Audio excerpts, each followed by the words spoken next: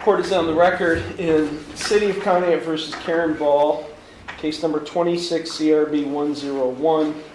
In this case, Ms. Ball pled not guilty to one count of criminal trespass, a fourth-degree misdemeanor, on April 7th, 2026, and this case is set for a first pretrial conference. State of Ohio versus Karen S. Ball, 26 CRA 84. In this case, Ms. Ball pled not guilty to one count of domestic violence, a fourth-degree felony, on March 19th, 2026. She failed to appear she was here on April 1st, 2026.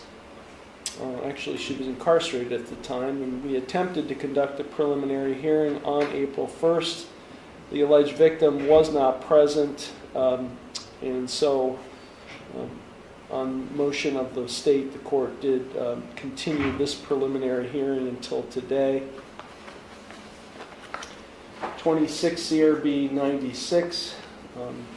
In this case, Ms. Ball entered no plea to one count of violating protection order, a first-degree misdemeanor, on March 27, 2026.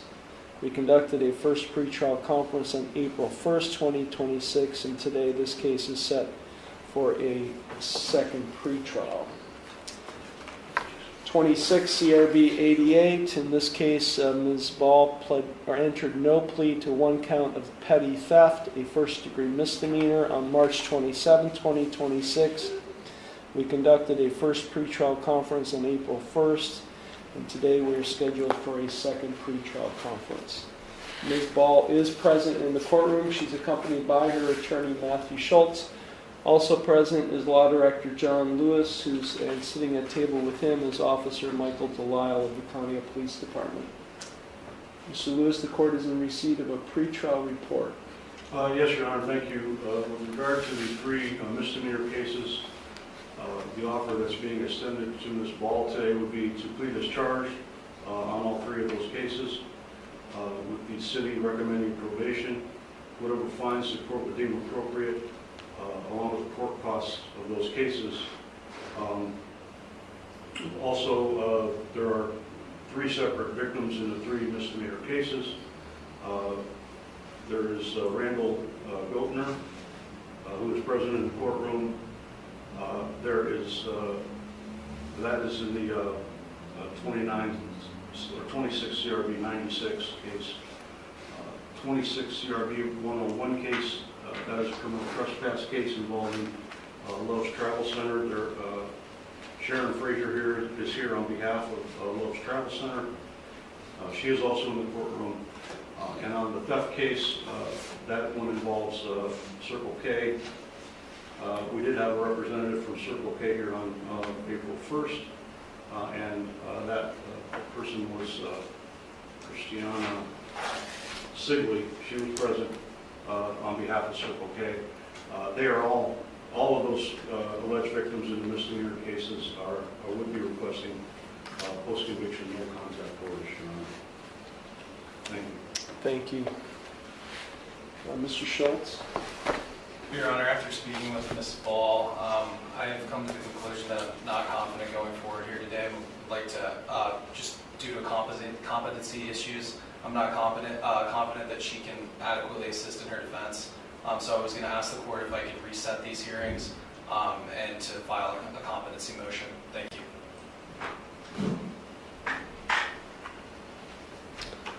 So are you making an oral motion for competency? Yes, Your Honor.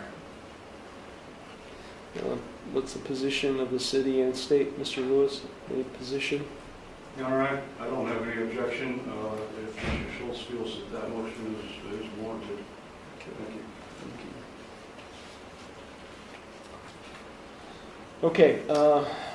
With the condition that Mr. Schultz follow up with a written motion for competency, the court will go ahead and grant the request for competency evaluation to be conducted.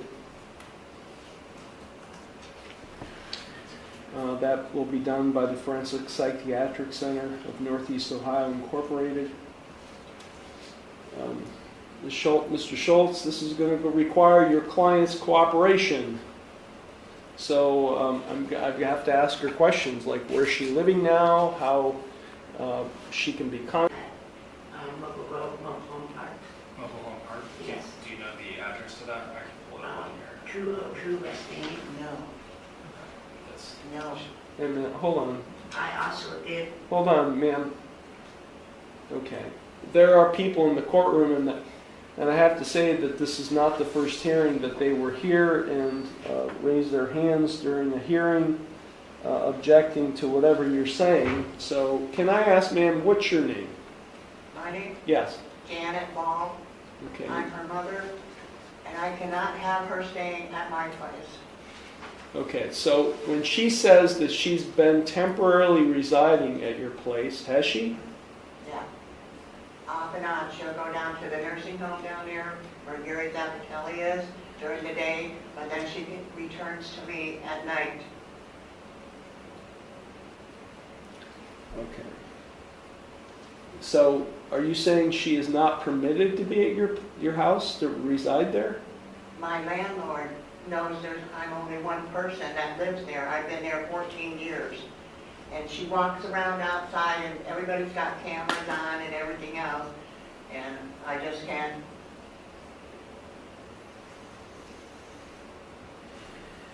This has caused me homelessness, but I will move about freely, sir. I didn't understand. All this court stuff has caused me homelessness. When I had Section 8, I was living on Grove Street, at 780 Grove Street. It has caused me homelessness. So you currently don't have a place to stay. You're currently homeless. If I cannot reside there temporarily or get my mail there. And Randall has domestic violences against him in Lake County. Yeah, so I'm not concerned with that. I'm concerned with what I'm going to do is in order to ensure that a competency evaluation gets completed in a prompt and complete way. And that's going to require your cooperation. Yes, sir. I fully cooperate with you. I You're did not pay gonna- a security deposit. Do you have a computer? Do you have something that, do you have transportation? Do you have somewhere? Yes. Yes. What source of transportation do you have? Wilbur is offering a ride, and I also used Brenda to transport me to court and to appointments.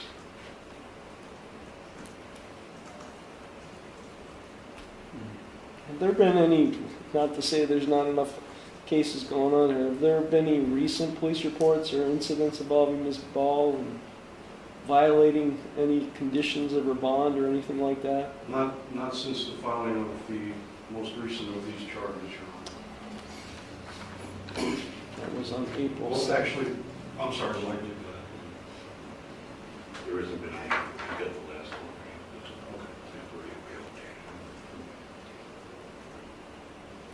No further incidents. Nothing since the Love's Travel Center incident, which was on April 7th? I think that was the most recent one, yeah, the Willows Travel Center.